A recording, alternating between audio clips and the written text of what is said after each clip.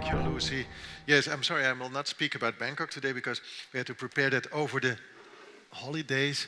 And this is about a project that I work on with more people. So all of us took a holiday in a different period, so we couldn't coordinate it.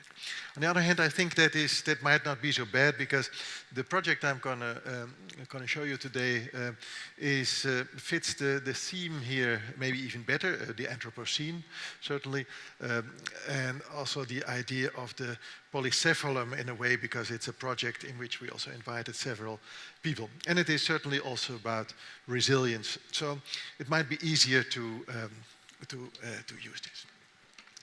So I have to read today because I just come back from vacation. As you can see, this was not a mask. I'm really this 10. So near Montenegro's what I'm going to speak about is the project Solana Olchinj. And near Montenegro's most southern town, Olchinj, sits the former saline Bayou Sekulic, also known as Solana Olchinj, a completely artificial, man-made biotope which has taken on almost global importance as a crucial node in the migratory patterns of birds. As such, the Solana Olchinj was the front line of all kinds of conflict. Between nature and culture, the local and the global, economy and environmental awareness. So this is this project. So, Project Solana Olchinj, commissioned by Diana Vucinic and the Ministry of Sustainable Development and Tourism in Montenegro, and curated by my wife, Katarina Weinberger, and myself, was the Montenegrin contribution to the 15th International Architecture Exhibition of the Biennale di Architettura in Venice. The Montenegrin Pavilion hosted 4 projects outlining 4 different sustainable futures for the Solana Olchinj, developed specially for the Biennale di Architettura by 4 different practices. Marko Šepčević and Nemanja Milisevic from Podgorica, Lola from Rotterdam, a landscape architecture office, LAC, an architectural office from Innsbruck, and Claudia Pasquero and Marco Poletto from Ecologic Studio in London. So in that sense, it was more than just an exhibition. Here you see where it is, Montenegro, just across from Italy. Then we zoom in. Here you see the Solana Olchinj, this saline close to Olchinj, which is a very small town left from it. And here you see this artificial landscape from closer up.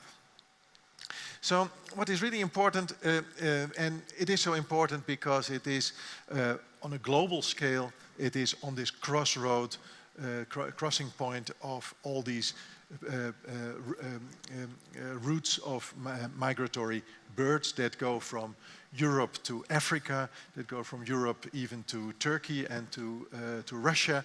And it is so important because this place is the last stop before they cross the Mediterranean, or the first stop after they have crossed the Mediterranean.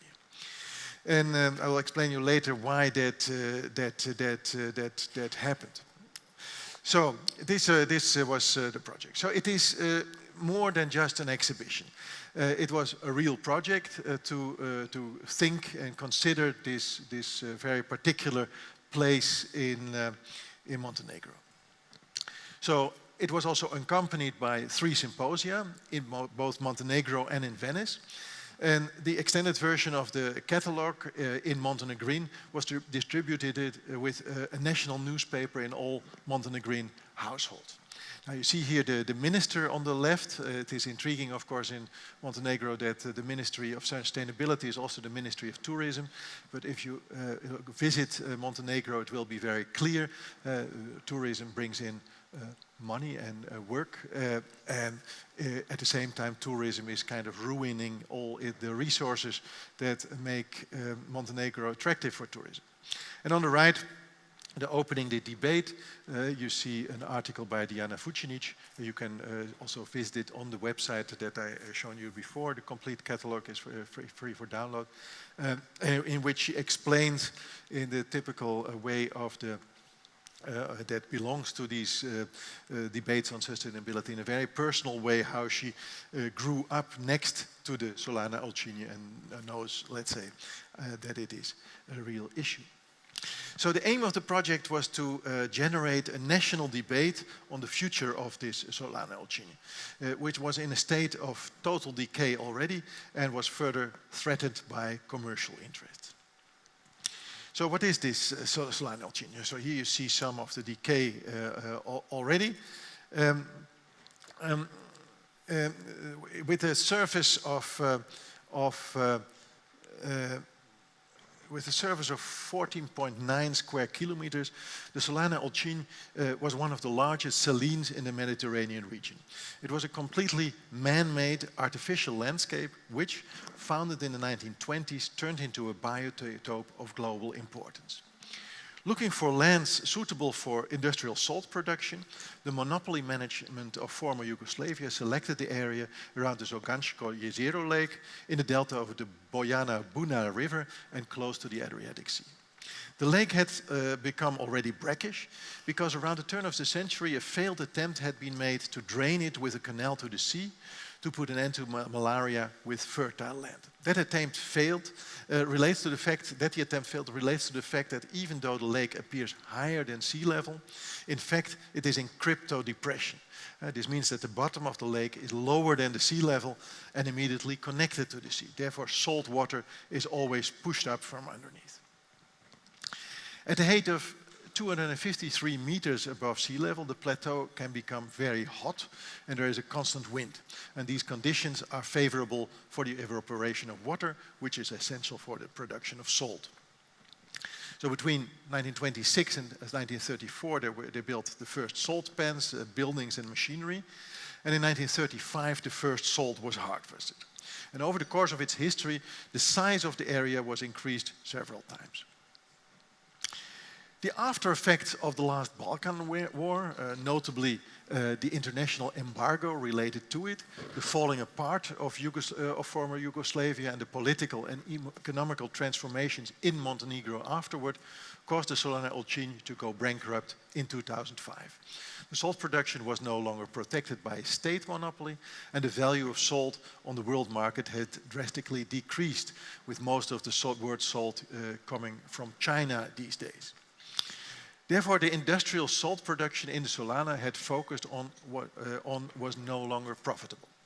The Solana Alcini was privatized and came into the hands of a few major stakeholders.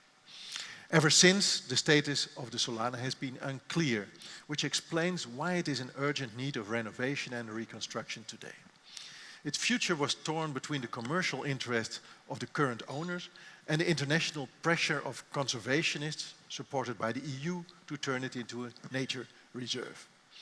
The government of Montenegro tried to turn the Solana into a protected area by law, but the decision was partly revised by the Constitutional Court, while at the same time the ownership of the Solana is disputed in commercial court. So a really complex situation. Solana Alcini is an unreal man-made, artificial and abstract landscape in which only a few machines stand out. These look like huge donkeys made of rusting steel. As such, it is a landscape with a high cultural value. Far away, in the background, one can see mountains topped with snow. These are the only elements that define the place, forcing one's gaze to focus on small or even tiny plants and animals. Some are only visible through a microscope or binoculars, but they're here, undisturbed by any other distractions. This is exactly what makes them fascinating. Here you can see that. Also the colors, these photographs are all taken in spring, in February, and you see these very deep colors of these plants that only survive in this particular climate and with the particular salt that they grow on. You also have, this is a kind of black material that comes from the shrimps that die there and that produce a kind of very particular mud that is sold for a lot of money, so that people can use that for medicinal ends. So basically, apart from the fact that it is fascinating to look at it, particularly for someone coming from the Netherlands who feels at home in it immediately, because it is like the Netherlands, but then with good weather. More importantly, the process of salt production in these salt pans with different degrees of salt produces a great diversity in chemical conditions. This not only lends the Solana a great color palette, but also a great diversity of conditions for different flora and fauna. When the seawater was pumped up, small organisms like shrimps come with it. Fish and other animals feed on them. And this was the main reason that the Solana Olchin currently houses 250 of the 500 kinds of birds that live in Europe for a longer or shorter period every year. Of those 250, 70 are protected under the Bird Directive of the European Union. The Solana Olchin is a resting place for protected birds from the Adriatic flyway from Northern Europe and Siberia to Asia and Africa and vice versa, and a wintering or breeding space for others. A special sight is the appearance of the Dalmatian pelican and the greater flamingo. Here the flamingos. Therefore, the flamingos are pink, as you know, because they feed on shrimps. And this is where the shrimps live. It is very shallow, so they can easily find their shrimps and turn pink. Therefore, in principle, the completely artificial man-made landscape of the Solana Olchin meet all the required criteria today to be listed among the most important protected nature reserves in Europe. As the saline has been out of use since 2012, seawater has not been pumped up for several years. And there's hardly been any maintenance performed. Here you see the bird watchers, which is an important cows that graze there to also for maintenance of the dikes. Incredible. And here you see how it looks today, how it is kind of in a total decay and not working anymore. You can also imagine that it provided a lot of work. It was all hand work. The people working in the Solana Olchin would make more money than most of the others, so they could afford themselves a small European car instead of the Yugoslavian cars. And so that brought status, and now there is, of course, a lot of unemployment. So there is now poaching going on, so people shoot the flamingos. There was an infrastructure for bird watchers, but it is taken down by the owners because the owners would like to develop it into a huge kind of holiday resort, where, of course, there would be no place for the birds anymore. Traditionally, of course, there were always birds, but because of the growth of our population and the increasing influence of human the environment built by humans, let's say, the amount of space reserved for, let's say, nature in which these birds could survive decreases, and therefore this very intensified place where, let's say, the water evaporates and the food for the birds is immediately present has become much more important and therefore even crucial. So there have been taken some provisional measures to make it function again. The pumps that pump up the water, the salt water for this Solana were also sabotaged, for example. So there are some measures were taken, but a lot more has to be done to really give it back the diversity of the different kinds of water. So the project Solana Olchin also addressed Alejandro Aravena's Biennale theme. reporting from the front. By reporting about this crucial project in Montenegro, which is caught up in all these struggles between the local and the global, nature, culture, tourism and sustainability, economy and the social realm. And these struggles and the fierceness of them still define the Anthropocene today. And that is really important to emphasize that. Positions are defended sometimes so vehemently that already that excludes innovative solutions. This offers other parties the opportunity to strategically use the debate for, again, their own purposes. And that makes the debates around such a place very complex. Project Solana Olcin wanted to offer spatial strategies that may guide new synthesis for these conflicts. As the Solana Olcin is currently torn between conservation and economic interests, it finds itself as an impasse. It was therefore crucial to develop plans for the future of the salines, which are both ecologically and economically sustainable. The project Solana Olcin took the challenge to come up with new proposals of how to save the important ecological position and unique cultural qualities of the landscape and the irreplaceable conditions for wildlife, while at the same time enabling and regulating economic interests in the area. To generate a public, and basically that is of course something that architecture can do, that you can do by design. It is not something that will come out if you have meetings and political processes in which you have to define everything in language. The great thing about architecture and about designing is that you can synthesize things in a completely different way that could not immediately be formulated in a program. So to generate a public debate in Montenegro, we selected 4 practices to do this.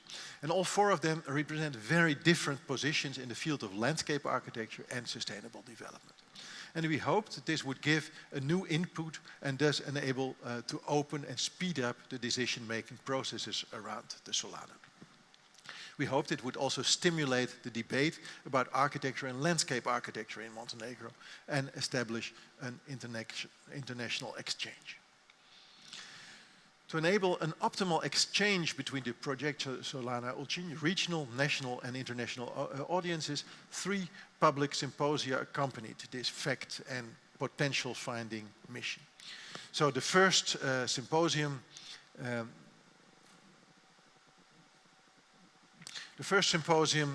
The Brief, took place in Olcin in on February 12 and 13, 2016. And here the participants in the project got input from regional, national and international experts in the fields of planning, ecology and sustainable tourism. So this resulted in the public reading and discussion of The Brief, which was the point of departure for both the international practices and a competition in Montenegro that produced the 4th office. The symposium was open to the general public and it was visited by a crowd of local inhabitants, people from other parts of Montenegro and politicians who could thus define the brief together with us. This was a kind of very intense situation, something I don't know if you recognize it here. I only recognize it from the 1970s in the Netherlands, by a kind of urban renewal debates that were very violent. And so this is what we found ourselves in. And that resulted in the brief from which I will show you a couple of fragments afterwards. The second symposium, reporting from Montenegro, took place in the Montenegrin Pavilion in Venice on May 29 of 2016, and it presented the project Solana Olcin for an international audience in Venice, addressing the theme of the Biennale. International audience we have to be careful about, because what I learned is that most of the Biennale contributions are basically more for the countries that sends them there, so that they can be proud. In this case, there were, I think, 100 Montenegrin architects flown in by the ministry, and also the discussion was largely dominated by the Montenegrins already, instead that we could place it in an international context. Anyway, and the third symposium, the debate, took then place in Kotor in Montenegro between July 20 and 24 of last year. And it presented and discussed the results of the project Solana Elchin for the national and international audience of the Kotor Architecture Prison Summer School. So, let me read something from the brief and quickly show you the project. So, the brief. As this, and I can even show you this. This is not here. As the Solana Elchin had been out of use since 2012, it is crucial to develop new plans for its future, which are both ecologically and economically sustainable. The project Solana Elchin takes the challenge to come up with new proposals how to save the important ecological position of the Solana Elchin and the unique cultural qualities of the landscape, while at the same time enabling and regulating economical interests in the area. The management plan, as produced by the conservationists from Euronatur, should provide an important part of departure. That it was really crucial that we put that in there because until that moment people thought we would work for the developers and would not be interested in the conservationist interest. So pending on all ongoing procedures, the results may play a role in the decision-making process for the coastal regional plan, which was currently being developed. On a more general level, the project Solana Elchin wants to rethink the cultural significance of the position of architecture in a world in which we can no longer afford to make the distinction between nature and man-made environment as they are now inseparably intertwined. Projects should formulate and design a program and an identity for the Solana Elchin and come up with a future functional and spatial development of the Solana Elchin in its surroundings. The concept should include proposals for possible strategies to be considered both ecologically and economically sustainable. Apart from protecting the site as a nature reserve, they should come up with proposals for the salt production and, for example, for tourism, medical programs, wellness, bird watching, culture, and other programs and strategy to make this protection economically possible. Even if time was short for saving the Solana Elchin, programmatic and spatial scenarios that suggest a step-by-step strategy in time would be appreciated. This is not about, also Claudia has emphasized it is more about processes than that it is about a final, the presentation of a final master plan. So this indeed produced very different results. So these were some of the other aspects that we asked, that we suggested the officers would deal with, but of course you can imagine that the time was very short. So this is the first project that I would like to introduce you, the Trigger by Marko Stepčević and Nemanja Milišević, the Trigger 50-50. So what they say, they explain the history of the site, of course, how it flourished and how at the moment it is not working, and that it is absolutely crucial to get this circle of sustainability working again. So how do they do that? One thing is that there is the factory on the terrain which they propose will be turned into a market where regional products can be sold also to tourists, and it will be linked by a railway to the city. So that is already a place where they can generate income and maybe also sell products that are made from the salt. So more exclusive salts, for example, or the mud or other products. So that is a first step, so that at least there is a presence of people there. The other thing is really important because there's so much poaching going on, and there are also people demolishing the landscape, that they propose a kind of system of follies, like in the Parc de la Villette, a kind of where, and in these follies they propose functions but at the same time, small-scale functions like a bicycle rent or others. But because of the presence of these follies and the way they're organized,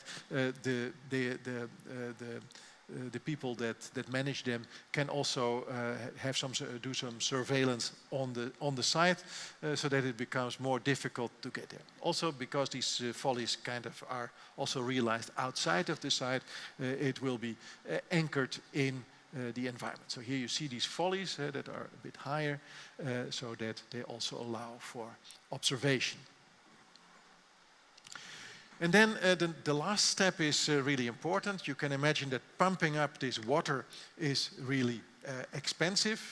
You have to pay for these pumps, you have to maintain them. And it's also, of course, a very complicated way. So here you see on the right the Solana Elchin. And today the water is pumped up with these pumps, and then it flows back to the sea or is evaporated. So that is, of course, very complicated. So here you see the way the water flows through this landscape. And what they propose is that because of the cryptodepression, which means that the bottom of the lake is below sea level, it should be, and which also caused that it was not possible to turn it into a fertile land in the 1920s, because there would be seawater coming up anyway. They proposed to use that in a more natural way to introduce salt water into the area. So it is a series of steps which in time could improve the situation of the Solana Elchin, and which also enables, let's say, the Montenegrin population in the neighborhood to make some money, to sell their products, and to get this machine going in a different way. Very similar in a way is this project by Lola Landscape Architects. They propose, this is the pyramid of species. So you have also here in the Solana Elchin, you have from the water to the flora, you have this particular fauna with the shrimps, and on that birds feed, and on top are, of course, we as humans who profit from all those factors. So they want to activate this pyramid, which basically means that they want to increase the diversity of the species. So what is essential for that is that water is pumped up, as you see in the center, and then you can kind of change the ownership, first the government, and then there are public-private partnerships to change that. The idea is not just for it to function in summer when it's hot, but that you have very light forms of tourism all year, and that you even increase the amount of species on the site. Now, how do they do that? Changing the ownership. The different basins can have different owners and different additional light programs. They can also do the surveillance, and you get this kind of kaleidoscopic mosaic of all different that the Solana is turned into. The programs range from these kind of things where you could watch the flamingos by coming up from below. You would be more or less among the flamingos. You here have a mussel farm, a fish hatchery, you have a swimming basin, and you have a floating sauna. So all very light programs that could be introduced in these different basins to increase the amount of species even more. So in the exhibition they had this wonderful wall with all the species that are now in the Solana, and the different species. On top it starts with the shrimps, etc., and then goes to the predators on the bottom. To really celebrate this idea of the different species, which worked really immersive for the visitors. So Ecologic Studio did something very, very different, as you can imagine. They proposed to turn this Solana into an open aviary in which, let's say, humans and animals could find a kind of different way or ways of relating to each other. And what is intriguing also about this project is that they look at the area from a much larger scale from their experience with other salines in the Mediterranean. Also, so there was they had a collaboration with ESA of the satellite that would provide imagery on this site that they could work on. So you see also here a kind of different strategies that in these huge maps that work on different areas. There would also be robots changing the landscape in this case. So the migrating birds would find a different place. And here you find some of the models that would be a result of the landscaping that would go on there. So on one hand, there is a kind of activity that would allow for other programs again to settle, but the architecture, if you want, or these landscapes, it is not very clear if it's one or the other, would be generated from the data that would be generated on site. Then the last project that I'm going to show you, the fourth project, is by Laak Architects, an architectural office from Innsbruck, who also do a lot for nature reserves in Austria. And Katrin Aste has a professorship for landscape architecture at the Academy in Vienna. So they have a very different access. It's a much more a contemplative project. They propose a museum to realize a museum there for nature and technology, or art that relates to nature and technology. And this would be installed largely underground. Here it is much more about a reflection on this new condition, though. I mean, what is much more interesting, and I'll ask in a second to start this video. I think that just managed to do that. So it was particularly a video that they produced. May I ask you to start the video? If there's anyone there.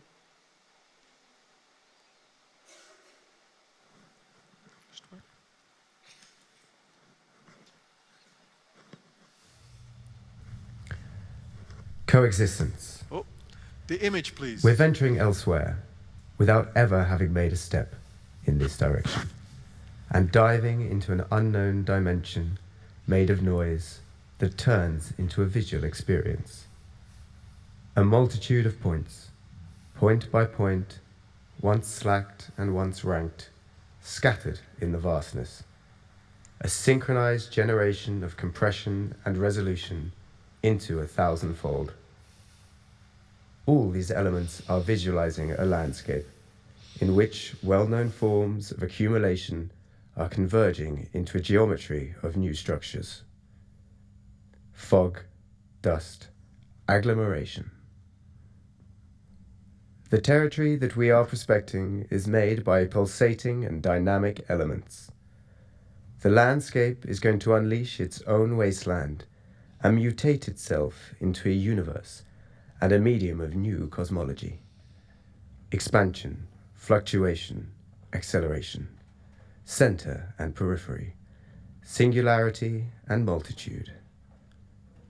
If the virtual is handled as a pure fiction, a phantasm or a ghost, the virtual appears as something not concrete. It appears as a mysterious entity, something abstract beyond the concreteness of experienced realm. However, if virtuality is handled as a strategy of communication, the virtual room appears as the expansion of being, and at least as the expansion of the concrete. Then, what is virtual is the real, just as yet unrealized. Playing and experimenting with the virtual rooms is at least an expression of a primordial and intimate human instinct. It is an instinct that motivates us to design utopias, managing the future as a realizable occurrence of the contemporary. Utopias and virtuality aren't non-places or fictional spaces, but forces of exploration. The virtual room is a speculative room.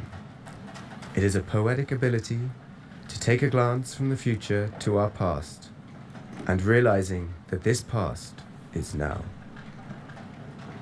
The morphology of the point cloud is agglomeration of algorithms. The point cloud is a medium haphazardly created of information, legibility, and narration. The point cloud is also a paradigm for coexistence, in which the gradually size takes place at the same time as their own possibility, without interference of one element from another. Coexistence implies the simultaneous occurrence and presence of different elements, such as creature, species, and systems at a specific location. This concept shows how existence and topos belong together and are mutually dependent. Both elements are inevitably linked to a spatio-temporal dimension. Everything that exists has a duration and is due to its presence both a spatial intervention and expansion. However, the term coexistence means a particular form of existence. Coexistence is the form of existence in which multiplicity becomes one unit, and where the individual has no territorial claim towards the collective. If a place is characterized by coexistence, it is not a territory anymore. The Solana Ulchins is not a territory. It is a landscape which is characterized by coexistence and diversity. The biodiversity of the Solana is the result of a converting process. Environmental change is determined by specific social, cultural, political, or economic conditions and the institutions that accompany them. Process of social, environmental, metabolic circulations transform both social and physical environments and produce social and physical milieus with new and distinctive qualities. Solana Ulchins is a place of narrations.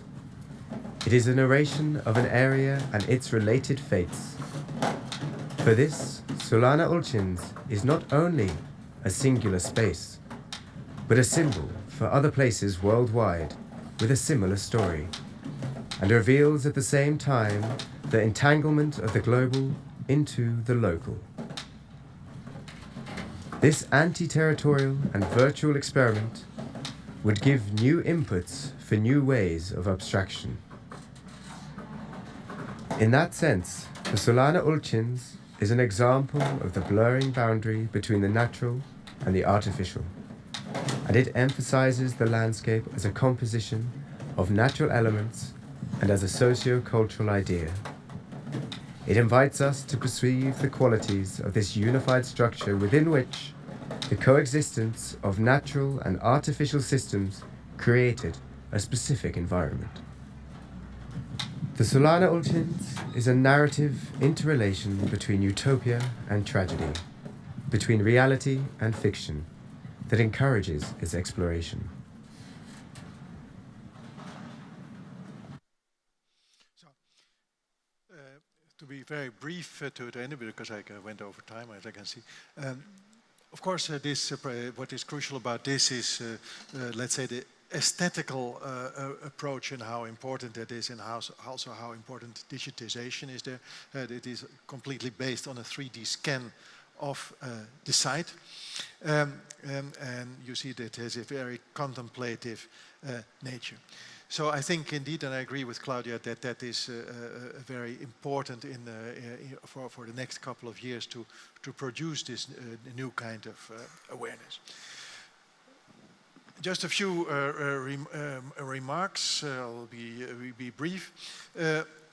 On the one hand, you can do these kind of projects, and I think the project was really successful. It created all kinds of debates, very intense debates in symposia, in newspapers, on blogs. The only party, intriguingly enough, that never reacted were the owners of the site, but all others were involved. The most difficult part of this was for us, however, these kind of projects were a kind of quite normal in the Netherlands in the 1980s and 90s. They do not happen anymore today either. But that if you want to do such a debate, if you want to generate such a debate, you have to be very certain about, let's say, the democratic context in which it arrives. And that was very difficult in Montenegro. As you probably know, there was an attempted putsch. There are all kinds of countries that try to influence this. Russia wants to have a harbor on the Mediterranean. The Americans are very present. And not to forget the Germans. There are all kinds of economical interest. And here you see, for example, a letter by the German ambassador who very consciously spread false information about the project because it was very obvious that the Germans did not want this to happen. There were also politicians from the opposition who accused us of corruption. And that also means that the project ended because last year there were elections and the minister was removed from his post. And the new minister has scrapped all architectural policies that were built up over the last years, particularly by Diana Vucinic in Montenegro. And they go for straight pragmatism, which of course means that you hand yourself completely over to the market. Diana Vucinic and her team have left the ministry in the meantime, and all programs have stopped. So also if you want to introduce such a debate and you want to do these kind of things, you have to count up it that it could also produce the counter reaction. Thank you very much.